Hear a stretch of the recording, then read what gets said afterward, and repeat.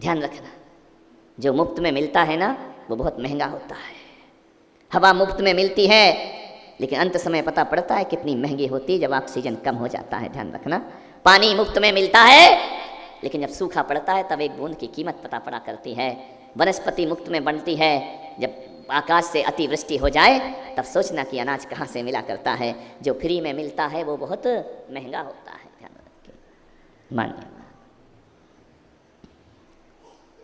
झुकने की देर है, देने वाले की तरफ से कोई देर नहीं है। लेने वाला देरी से ले रहा है, देरी से झुक रहा है, विलंब हमारी तरफ से है। देने वाला तो हमेशा हमें देने को तैयार बैठा है। ध्यान रखना, हम ही नहीं ले पाते हैं। छोटे बनो, छोटे बनो। हनुमान ने अपने को छोटा बना लिया श्री राम के सामने। ध्यान रखना, प्रभु की कृपा मिली, अनुकंपा मिली। बिरलों को मिलती है प्रभु की कृपा, सबको प्राप्त नहीं हुआ करती है। गुरुओं का आशीष कोई किस्मत वाला ही प्राप्त किया करता है।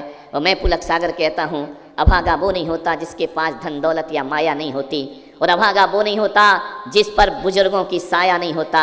अरे अभागा तो वो होता है जिसके सिर पर भगवान की छत्र छाया नहीं हुआ करती है, वो दुनिया में सबसे बड़ा अभागा होता है। प्रभु की छाया होना चाहिए हमारे ऊपर। पेड़ बूढ़ा ही सही आंगन में लगा रहने दो, पेड़ बूढ़ा ही सही आंगन में लगा रहने दो, फल दे या ना दे छाया तो देता रहेगा। ध्यान रखिए, पेड़ बूढ़ा ही सही आंगन में लगा रहने दो। मान,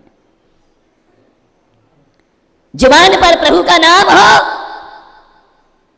और दिल में प्रभु की चाहत हो और सिर पर प्रभु का आशीर्वाद हो, जिंदगी हमारी सार्थक सफल हो जाएगी। हनुमान झुक गए श्री राम के चरणों में। राम ने कहा कि हनुमान मेरी बात सुनो। हनुमान ने कहा आदेश करो भगवान, जो कहेंगे हनुमान करने को तैयार है। राम ने कहा हनुमान आज मैं तुम्हें आदेश नहीं कर रहा हूँ, आज मैं तुम्हें कोई आज्ञा नहीं दे रहा हूँ, आज मैं तुमसे कोई काम नहीं करवा रहा हूँ। हनुमान मैं चाहता हूँ कि जिसने मुझ पर उपकार किए हैं उनको मैंने कुछ ना कुछ जरूर दिया है, और तुमने तो मुझ पर अनंत उपकार किए हैं। मेरा मन हो रहा है कि आज मैं तुम्हें कुछ दे दूँ। ध्यान रखना, कभी ज़िंदगी में गलती मत करना, भगवान से महापुरुषों से कभी मत मांगना। अरे ऐसा जीवन बनाना भगवान खुद कहें कि बोल तुझे क्या चाहिए, मांग तुझे क्या चाहिए।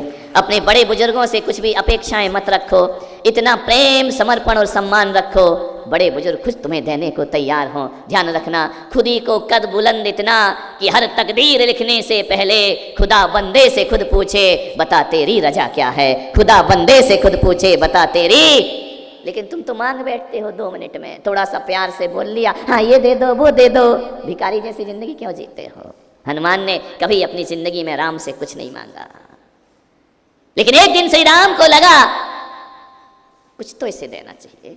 हनुमान ने कहा भगवान क्या जरूरत मुझे, मैं बैरागी, मैं संसार में रहता नहीं, संसार में उलझता नहीं, मुझे क्या चाहिए, कुछ नहीं चाहिए।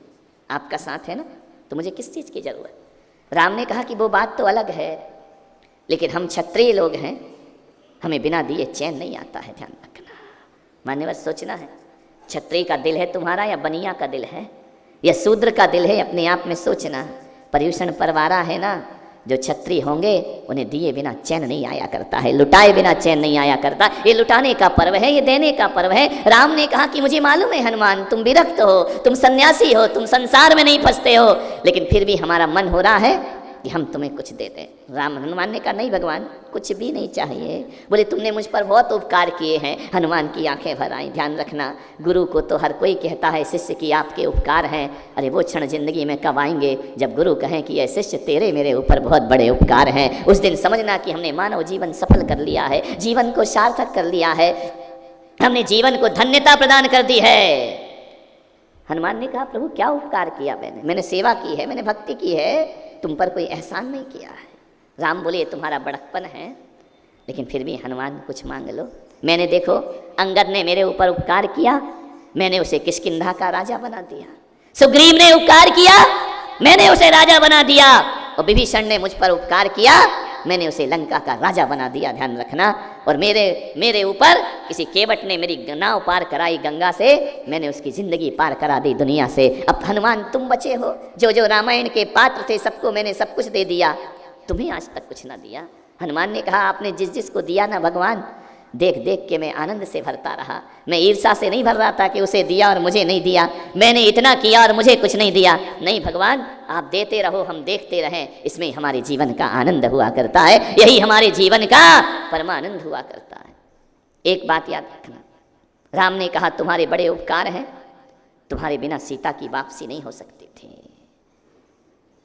एक बात याद रखना, कोई तुम पर उपकार करे ना, इतना सा भी, एक कण के बराबर भी, यदि आर्य पुरुष और महापुरुष होगे ना, तो मरते दम तक उनके उपकार को कभी भूलना मत, ध्यान रखना।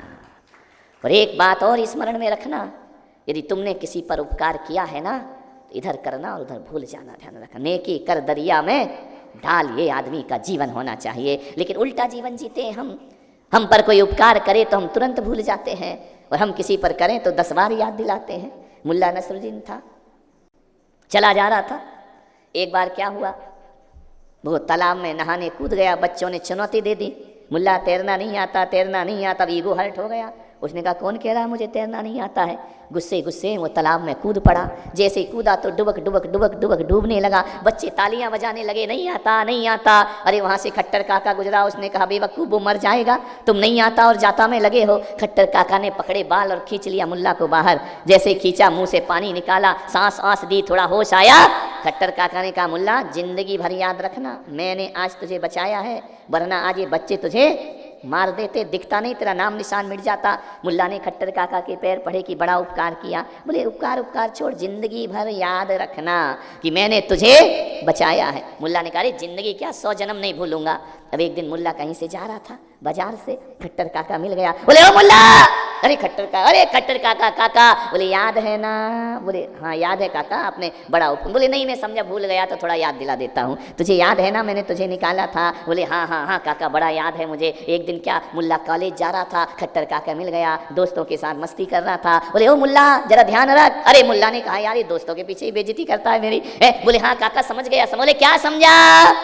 अरे बोले समझाने की जरूरत है क्या अब तुझे? हाँ बोले तुम्हारी जिंदगी जी रहा हूँ, तुमने मुझे जी। हाँ बोले बेटा याद रखना, जिंदगी में कभी भूलना मत।